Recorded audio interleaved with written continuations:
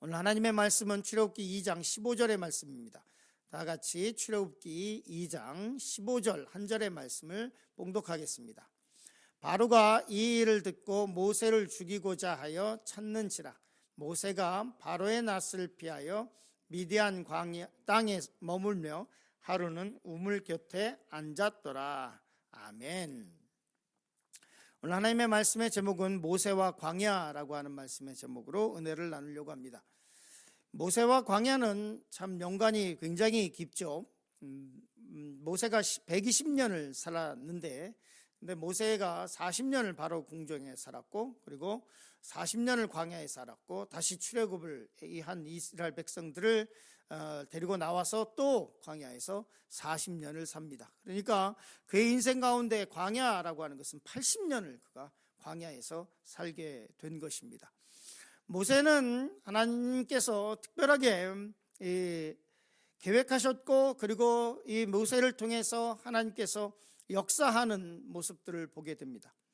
하나님은 항상 사람과 같이 일하시길 원하시고, 그리고 하나님의 백성을 하나님께서 선택하시고, 그리고 그를 통해서 위대한 역사들을 이루어 가시는 것을 보게 됩니다. 우리의 영광이 무엇이냐? 하나님께 쓰임받는 것이 영광입니다. 한 세상을 살면서 하나님께서 나를 불쌍히 여기시고 나를 선택하시고, 그리고 나를 하나님의 일을 하는데 사용하셨다는 것만큼 큰 영광이 없을 것입니다. 모세의 전반기 삶을 보면 참 평화로운 삶을 살았죠. 어쨌거나 이 다른 이스라엘 백성들은 노예 생활을 하고 있고, 바깥에 나가서 일을 해야 되고, 국고성을 져야 되고, 강제 노역 속에 시달렸지만, 그러나 모세는 이 애굽의 궁정에서 잘 컸습니다. 한 40년을 어쨌거나 호의호식하면서 잘 컸을 것입니다. 그러나 오늘 말씀에 보면 하나님의 본래의 목적은 모세를 그 애굽의 궁정에 두는 것이 아니라 하나님의 사람으로 만들어 가시는 것입니다. 그 모습이 오늘 말씀 가운데 있습니다. 첫 번째로 혈기로는 안 된다라는 말씀으로 은혜를 나누려고 하는데요. 출애굽기 2장 11절 말씀 같이 읽었으면 좋겠습니다. 같이 출애굽기 2장 11절 말씀 읽겠습니다. 모세가 장성한 후에 한 번은 자기 형제들에게 나가서 그들이 고되게 노동하는 것을 보더니 어떤 애굽 사람이 한 히브리 사람 곧 자기 형제를 치는 것을 본지라. 아멘. 오늘 이 말씀 중에서 우리가 세세하게 좀 따라가면서 봤으면 좋겠습니다. 모세가 장성한 후에라고 하는 이 말씀은 이제 모세가 있어야 할 곳이 궁정이 아니라 이제 하나님께서 원하시는 것은 광야에 있는 것인데요. 이제 광야로 나갈 때가 됐습니다. 그리고 애굽 궁정에서 이제 나올 때가 됐습니다. 장성한 후에라고 하는 것은 그때의 사건을 보면 한 40이라고 하는 것은 이 사건을 위해서 도망가게 되니까요. 충분히 알 수 있습니다. 40세가 40년을 이 애굽의 궁전에 살았는데, 근데 한 번은 자기 형제들에게 나아가서라고 말씀하고 있습니다. 그냥 시찰하고 있는 것이 아니라 이제 왕이 될 준비를, 그의 어머니 하스십트라고 하는 그 양어머니의 그런 교육에 의해서 왕이 되고자 하는 그 모든 교육을 받고 있었을 텐데, 왕으로서 그 노예들을 보러 간 것이 아니라 이렇게 기록하고 있습니다. 한 번은 자기 형제들에게 나가서라고 말씀하고 있습니다. 모세가 자기의 정체성을 잃지 않았다는 것을 볼 수 있고, 그리고 이 모세는 바로의 공주에게 있어서, 공주가 이 모세를 강에서 건져냈지만 유모를 찾는데 미디안이 쫓아가서 보다가 우리가 잘 아는 것처럼 자기 어머니 요게벳을 소개하게 됩니다. 그때 이 모세의 어머니가 젖 먹이고 젖을 끊을 때 이 모세를 바로의 공주에게 데려가게 됩니다.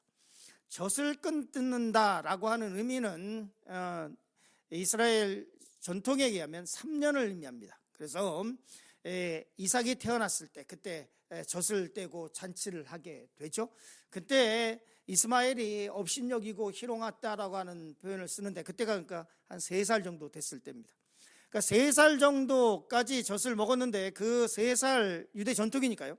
3살 동안 이 요게벳이 아마도 훌륭하게 이 아들을 키웠던 것 같습니다. 그래서 이 모세가 나이가 들었어도 자기가 누구인지를 분명히 알고 있었습니다. 그래서 한 번은 자기 형제들에게 나갔다. 그래서 이 이스라엘 백성들에게 나갔습니다. 그리고 거기서 고되게 노동하는 것을 봤습니다. 그 노동하는 것을 보는데 그때 아직까지 젊으니까 젊음에 우욱하는 불의를 참지 못하는 이 거룩한 분노라고 표현을 하는데요. 분노가 이렇게 이뤘죠. 그런데 성경에 보면 어떤 애굽 사람이 한 히브리 사람 곧 자기 형제를 치는 것을 봤습니다. 애굽 사람이 히브리 자기 형제를 치는 것을 보고 때리고 구박하고 하는 것을 봤습니다. 그리고 나서 출애굽기 2장 12절 말씀 같이 읽겠습니다. 좌우를 살펴 사람이 없음을 보고 그 애굽 사람을 쳐 죽여 모래 속에 감추니라 이렇게 말씀하고 있습니다. 자기가 의롭다고 생각하는 그 젊음의 혈기가 쑥 올라와서 그리고 애굽 사람을 쳐서 모래 속에 감추어 버렸습니다. 그리고 나서 일이 시작됩니다.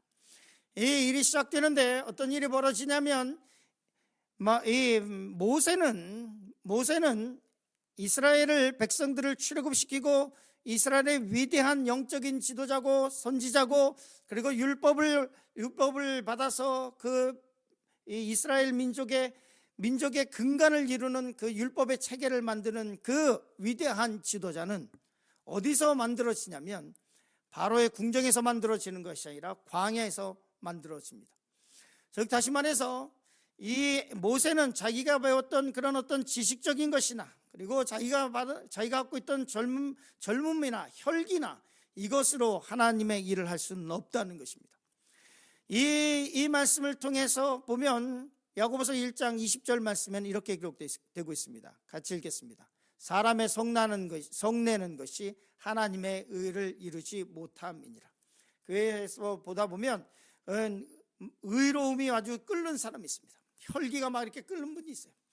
못 참아요. 다른 거를 막 사람들의 실수나 아니면 자기가 생각할 때 옳지 않은 것을 못 찾는 사람들이 있습니다. 그러나 그거로는 하나님의 일을 할 수 없어요. 그걸로는 하나님의 일을 할 수 없어요. 모세처럼 그걸로는 하나님의 일을 할 수 없어요.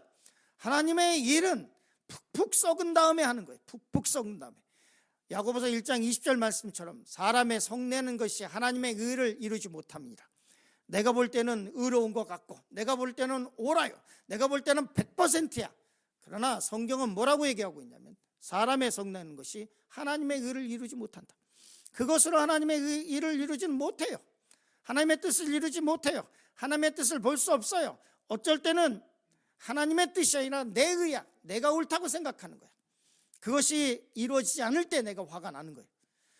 에베소 5장 17절 말씀에 보면 이렇게 말씀하고 있습니다. 같이 읽겠습니다. 그러므로 어리석은 자가 되지 말고 오직 주의 뜻이 무엇인가 이해하라. 오늘 말씀을 또 방송으로도 많이 보고 있는데요.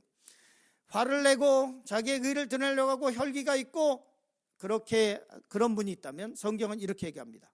어리석은 자가 되지 말라. 그렇게 행하고 있으면 어리석은 자다라고 말씀하고 있습니다. 멀리 다른 사람 찾을 거 없어요. 저에게 하는 말이에요. 저에게 하는 말이야. 딱 저에게 하는 말이야. 그냥 일이 있으면 그냥 이게 옳다고 생각하고 자기가 좀 욱 올라와가지고 성경은 하나님께서는 이렇게 말씀하고 있습니다.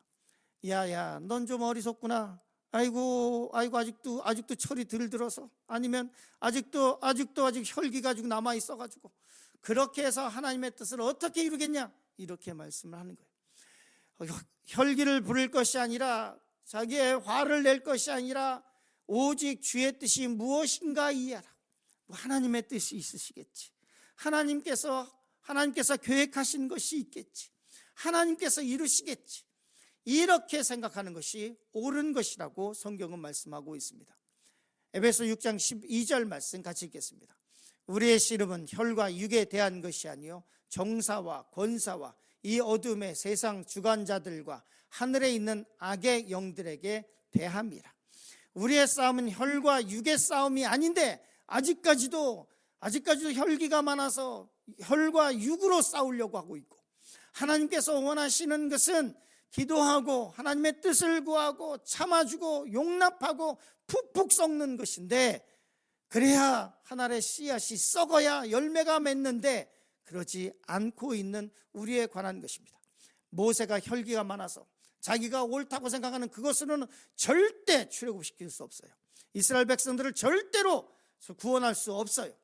하나님께서 원하시는 것은 그렇게 혈기왕성했던 이 모세를 어디로 보내느냐면 광야로 보내시는 거예요.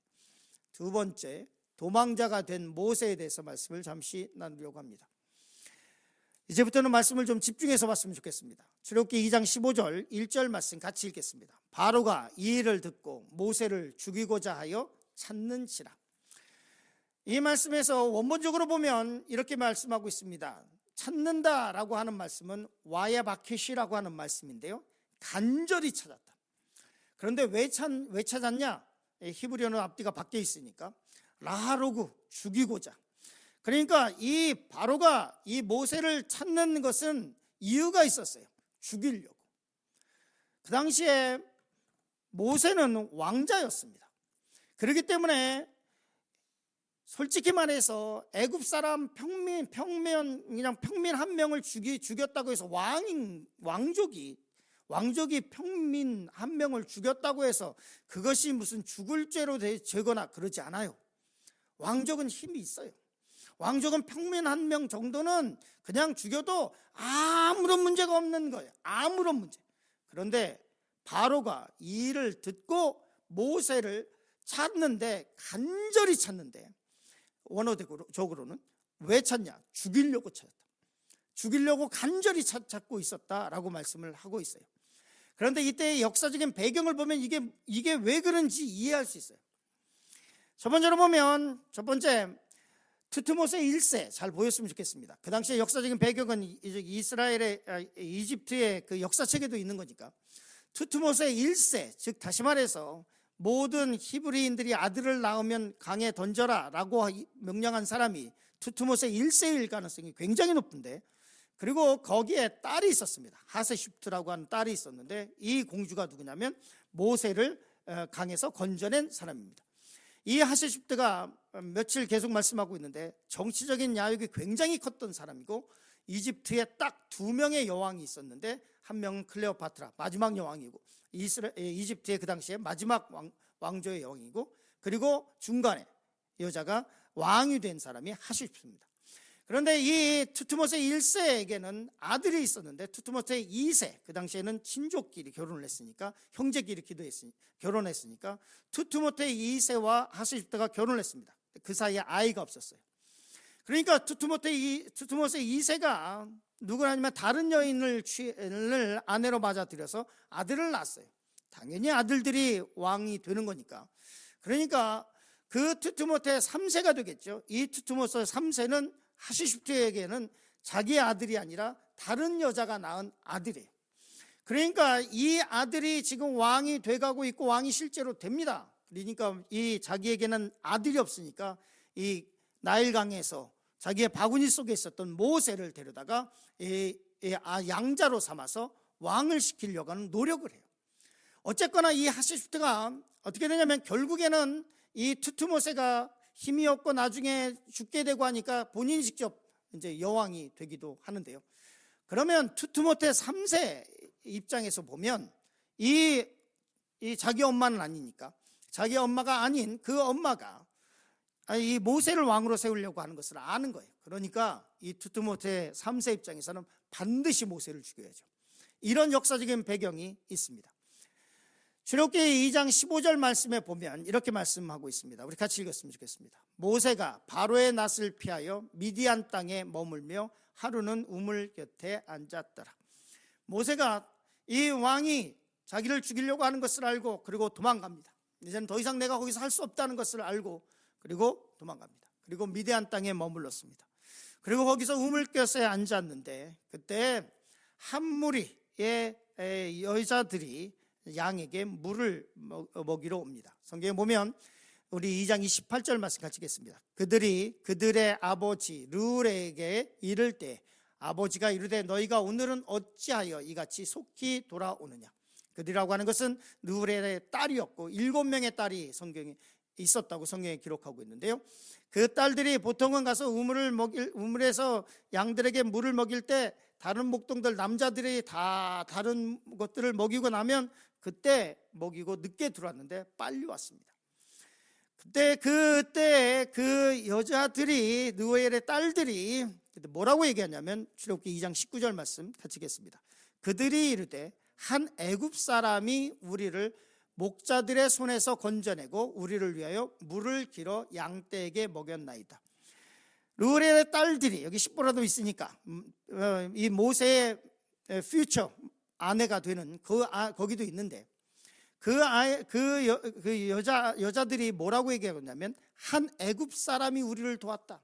즉 다시 말해서 그 딸들이 볼 때 모세는 애굽 사람처럼 보였어요. 그의 궁정에서 도망 나왔으니까 옷도 그렇고 말도 그렇고 그들이 보기에는 그 사람은 히브리 사람이 아니라 같은 셈족이 아니라 모세에게를 볼 때 애굽 사람이 우리를 도왔다라고 얘기를 합니다. 성경을 볼 때 아주 자세하게 깊이 묵상을 하시면 더 많은 것들을 여러분들은 깨닫게 될 것입니다. 출애굽기 2장 21절 그 말씀이 아니고 같이 읽겠습니다. 모세가 그와 동거하기를 기뻐하며 그가 그의 딸 십보라를 모세에게 주었더라 라고 말합니다. 르우엘의 길이 그 미디안에 있는 그 지역에 왕자였던 사람이 도망자가 되어서 거기 광야에서 있으면서 거기에 십보라와 결혼을 해서 그냥 노바디의 삶이 시작이 됩니다. 그리고 거기서 아들을 낳았는데 출애굽기 2장 22절 같이 읽겠습니다. 그가 아들을 낳음에 모세가 그 이름을 게르솜이라 하여 이르되 내가 타국에서 나그네가 되었음이라 하였더라. 그가 아이를 낳고 거기서 아이의 이름을 나그네라고 이름을 지었습니다.